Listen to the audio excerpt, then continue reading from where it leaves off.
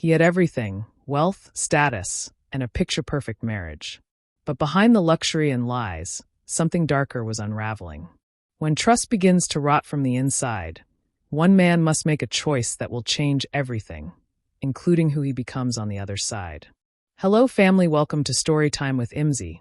Please subscribe and like, it means the world to us. Also share this video to your friends and loved ones and turn on post notifications so you don't miss future videos from us.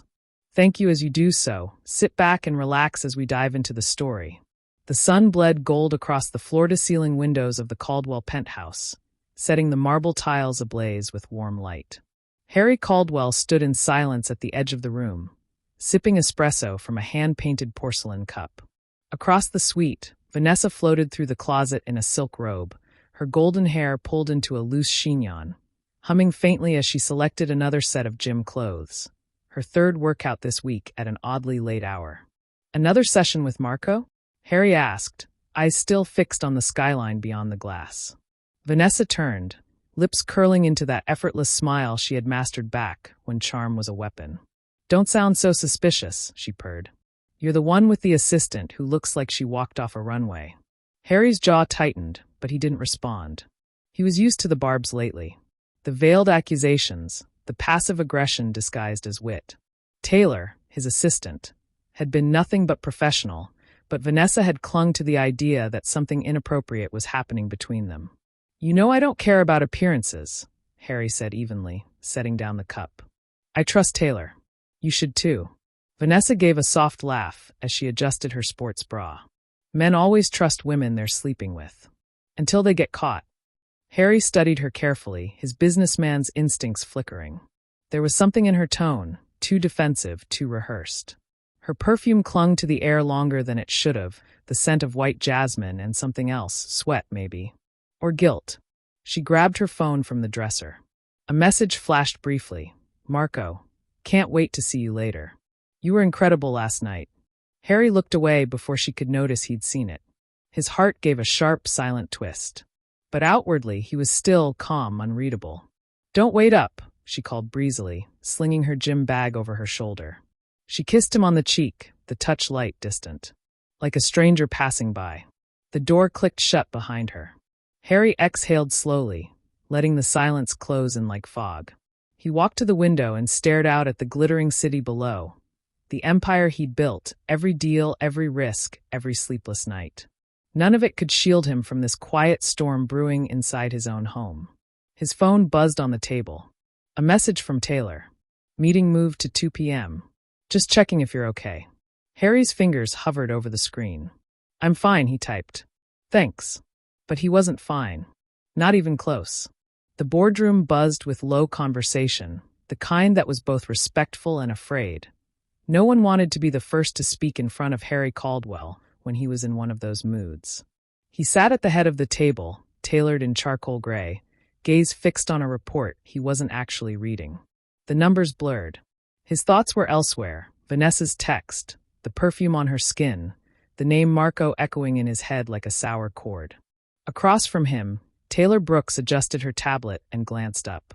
She noticed it immediately, the slight twitch at the corner of Harry's jaw, the way he hadn't touched his coffee, the vacant stillness in his eyes. When the meeting adjourned, the room cleared quickly. Only Taylor remained. You're distracted, she said gently, not accusing, just observing. That was the thing about Taylor. She never pressed, only offered calm in moments where most would create more noise. Harry leaned back in his chair, eyes narrowing slightly. Vanessa thinks we're sleeping together. Taylor blinked, then looked away, her mouth tightening with a mixture of amusement and disbelief. Again, she brought it up last night. Same thing as always. Late-night emails, after-hours calls, how you look too good in pencil skirts. Taylor gave a soft snort. So it's my fault now for dressing professionally. It's not fair to you, Harry said. You've done nothing wrong. Neither have you. They both fell into silence, the kind where truth begins to creep into the cracks of unspoken things. Harry watched her carefully, noting the way her fingers curled around the edge of the chair, the hint of a flush rising in her neck. He wondered, had Vanessa's poison tainted this too?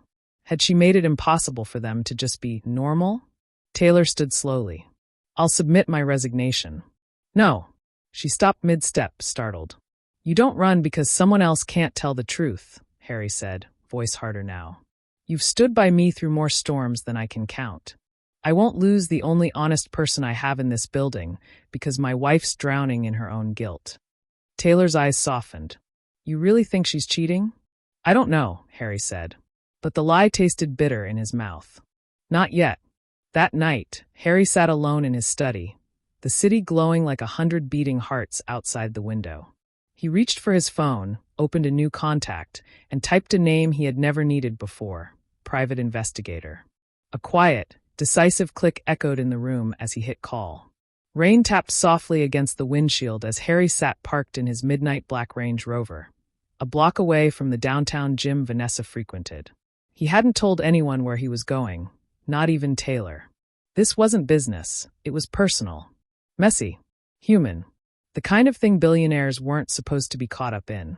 But here he was, heart clenched in a cold fist, watching the front doors through a layer of rain. The private investigator had delivered the first batch of evidence that morning, sealed in a thick black envelope. Harry hadn't opened it right away. He'd set it aside, tried to work, tried to breathe normally. But the weight of it was impossible to ignore. Inside, timestamps, photographs, screenshots of texts. All of it undeniable. Vanessa, tangled in Marco's arms in the staff hallway of the gym. Vanessa in his car, hand resting far too familiarly on his thigh. Vanessa in a towel, answering the door at a hotel suite Harry had never stepped foot in. One photo had crushed him the most, not because of the nudity or the proximity, but because of the expression on her face. She looked happy, genuinely happy. The woman who'd spent the last year accusing him of betrayal had been the one lying, the one cheating, the one destroying them from the inside out. The irony was so sharp, it almost made him laugh. Almost. He looked up just in time to see them. Vanessa exiting the gym in a black hoodie, Marco a step behind. They didn't touch, not in public. They were smarter than that. But the familiarity was there, in how she leaned toward him when she laughed, how he held the door for her like a man who did it often. Harry's fingers tightened around the steering wheel. She had turned him into the villain in their marriage to hide her own guilt. And he'd bought it, defending her in public, swallowing her lies, nearly pushing away the one woman who'd actually been loyal to him. Taylor. God, he thought. I almost lost Taylor. The thought struck deeper than he expected. He leaned back in the seat, rain softening the view outside. His eyes closed. Not from exhaustion, but from something colder, sharper. Resolve. He would not confront Vanessa. Not yet. There was a different plan forming now. One that wouldn't just remove her from his life, but erase the version of him she thought she owned. Harry Caldwell was about to disappear. The first thing Harry did was change his passwords. Then his legal team. Silently, methodically, he began unraveling the web Vanessa had wrapped herself into, pulling apart accounts, rewriting his will, transferring shares into holding companies only he controlled. His name began to vanish from places she knew. Shell corporations took shape. Assets quietly relocated to jurisdictions she couldn't touch. By the time Vanessa noticed he was working late, more than usual, Harry had already erased her from his future. It wasn't rage that fueled him, it was clarity. For the first time in a long time, he saw her for who she was, not the woman she pretended to be at charity galas and red carpets. And now that he knew what she was capable of, he realized something chilling. She didn't love him. She loved access to him. And Harry Caldwell was going to take that access away. He stood on the cliffside road of southern France 3 weeks later, staring down at a twisted wreck, charred, flattened metal pushed over the edge by his own hand. His security team, bound by ironclad NDAs and years of loyalty, executed every detail perfectly. The world believed the lie. Harry Caldwell was dead. The news cycle erupted. Breaking. Billionaire Harry Caldwell presumed dead in car accident near Cannes. Photos circulated. Vanessa, draped in black, crying into a silk handkerchief during the memorial. Her tears looked real. Maybe they were. Maybe not for him, but for what she had just lost. Fortune. Legacy. Control. She had expected an empire to fall into her lap. Instead, she received silence. Harry, now buried beneath a new identity and a new life, watched the funeral live stream from a dim hotel room in Lisbon. Alone. Alive. He muted the sound just as Vanessa stepped to the podium, all crocodile tears and calculated heartbreak. He turned it off. She was gone now, truly gone. Not just from his estate, but from his life, his body, his soul. Every trace of her love was scorched away. And in that empty space, one name rose in his mind with quiet gravity. Taylor. Not as an assistant. Not as a distraction from pain. But as something he hadn't let himself feel for anyone in years. Hope. The days after Harry's death were chaos. The public grieved. Celebrities posted heartfelt tributes. Business insiders speculated nervously about the future of Caldwell Lux. The company stock dipped, but not for long. Harry had already ensured the leadership transition was seamless. He hadn't built an empire so fragile that it would shatter with his disappearance. Vanessa, however, wasn't as prepared. She stormed into the family attorney's office 3 days after the memorial, her black designer veil doing little to hide the rage simmering just under her polished surface. "What do you mean I get nothing?" she snapped. The attorney didn't flinch. He simply slid a document across the desk. Harry's final will, updated 6 weeks before his death. Every penny accounted for. Every share of stock moved to trusts with carefully assigned successors. Vanessa's name was nowhere in it. He had even left a handwritten note for her. "You always said I loved my money more than I loved you. Turns out, you were half right." The paper trembled in her hands. Her face drained of color. She'd lost everything. The penthouse, the board seat, the vacation estates, the private account she thought he didn't know about. Even her luxury car had been repossessed within days. And Marco, the faithful gym god? Gone. The moment Harry's name vanished from her future, so did Marco from her bed. The media had already begun circling like vultures. Whispers of infidelity, rumors of the other man, accusations she couldn't swat away fast enough. The truth was out now. Harry wasn't the cheater. He was the wronged. And he had vanished before she could even apologize. Meanwhile, thousands of miles away, Harry sat in a quiet coffee shop tucked along a cobblestone street in Portugal. Sunglasses shaded his eyes, his posture relaxed but alert. It was the first time in years he wasn't being photographed, monitored, asked to smile when he didn't want to. He was free. But someone was missing. He thought about Taylor often. More than often. Daily. Since his death, she had disappeared from public life entirely. Her resignation had been submitted 2 days after the news broke. No farewell speech, no press statement. Just gone. But Harry had kept tabs. She'd bought a modest bookstore in a seaside town in Devon. Quiet. Understated. Peaceful. She was living the kind of life he'd once thought impossible for people like them. No tabloids. No boardrooms. No betrayal. Just books, ocean air, and the slow, honest rhythm of days well spent.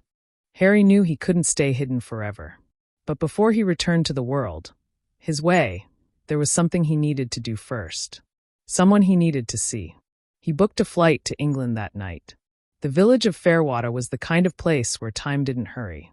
Seagulls wheeled lazily above the cliffs, and the sea whispered secrets against the shore. Along a quiet cobbled lane near the harbor sat a modest bookstore with a faded sign, The Turning Page. Inside, Taylor Brooks knelt behind a wooden counter, stacking a new shipment of poetry books. Her hair was pulled into a loose braid, her nails unpainted. She wore a simple blue sweater and jeans. No heels, no deadlines, no billion-dollar portfolios hanging over her head. And yet, her heart wasn't quiet. Not entirely. She still thought about him, about Harry, in stolen, silent moments. About the man she had defended, trusted, maybe even loved. She never told anyone how hard she cried the night the news broke, or how she left everything behind the next morning, needing a world where his name didn't echo down every hallway. The bell over the door jingled. She stood, brushing dust from her hands. "Be right with." The words fell away. He stood there, in the doorway, alive. Her breath caught. Harry looked different. Less polished, more real. A beard shadowed his jaw, and his clothes were plain. No designer labels, no entourage, no watch that cost more than a car. But his eyes, they hadn't changed.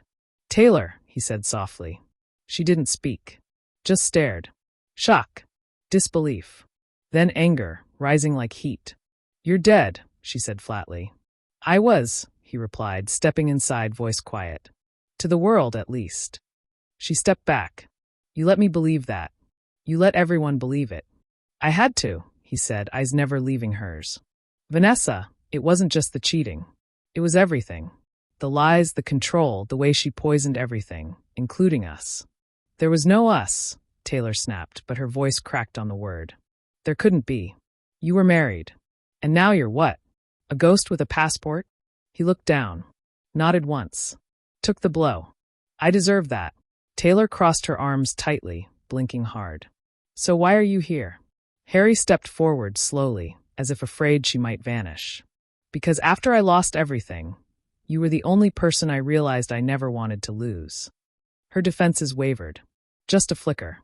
"I didn't come to ask for forgiveness. Or even understanding," he continued. "I just needed you to know the truth. And to see you. One more time."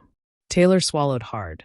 Then something broke, her composure, her distance, the barrier she'd built. She let out a sharp breath, shaky and full of disbelief. "You have a hell of a way of saying hello," she muttered. Harry smiled softly. "I missed you." And in that quiet shop, with the sea murmuring outside and old paper filling the air, Taylor took a step forward. Just one. But it was enough. The sky above Fairwater had turned a cool gray, and the scent of salt clung to the wind. Inside the turning page, the fireplace crackled gently, casting flickering shadows across the walls lined with stories.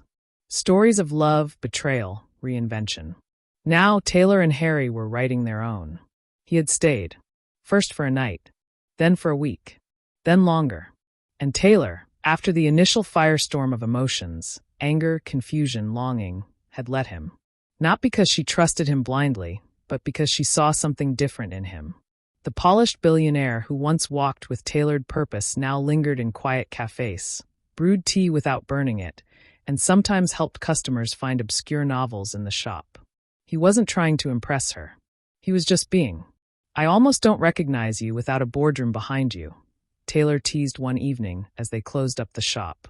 Harry glanced over from where he was shelving a book. "That's probably a good thing.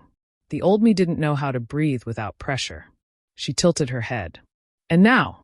He looked at her, slower now, steadier. "Now I'm learning." There was a comfort in their rhythm, unspoken and easy. He didn't push. She didn't pretend. The wounds between them hadn't disappeared, but they had scabbed over with understanding. Slowly, they began to talk about what came next. "I'm not going back to Caldwell Lux," Harry said one morning as they walked the cliffs. "At least not under that name. I've built something new. Smaller. Private. It's just me and a few trusted people." "People like me?" Taylor asked, half joking. He stopped, faced her fully. "Especially you." She looked away, suddenly shy. "You could have had anyone." "I didn't want anyone," he said simply. "I wanted the person who called me out when I deserved it, who stayed when it was inconvenient, who saw me before I even knew who that was." Taylor felt her throat tighten, emotion creeping in like tidewater. She had been so sure the man she once worked for was unreachable. But now, standing before her in boots muddy from the cliffs and wind in his hair, he wasn't Harry Caldwell the billionaire. He was just Harry. They kissed that night, not out of impulse or adrenaline, but out of quiet certainty. It wasn't rushed. It wasn't perfect. It was real. Weeks passed. Then months. Harry's new venture launched quietly, an ethical investment firm that funded small businesses, sustainability startups, and grassroots causes. No media blitz. No golden signature on press releases. Just smart choices and clean intentions. And through it all, Taylor stood beside him. Not in the shadows, not behind a desk, but as an equal. A partner. People eventually found out Harry Caldwell was alive. The headlines came and went. But by then, he didn't care. He'd already chosen his new legacy. Not his brand. Not his billions. Her. The morning sun melted across the Devon coastline like warm butter. Waves rolled in, rhythmic and gentle, as if nature itself had exhaled and finally gone still. A few guests gathered on the cliffside garden overlooking the sea. There were no velvet ropes, no paparazzi, no designer gowns. Just soft music, fresh lilies, and laughter drifting like salt on the breeze. At the end of the path, Taylor stood barefoot in a simple white dress, the wind teasing wisps of hair from her bun. She looked calm, beautiful, certain, and waiting for her, in a charcoal suit with the top button undone and no tie in sight, was Harry. Not Harry Caldwell, mogul. Not Harry, the man who vanished in fire and fog.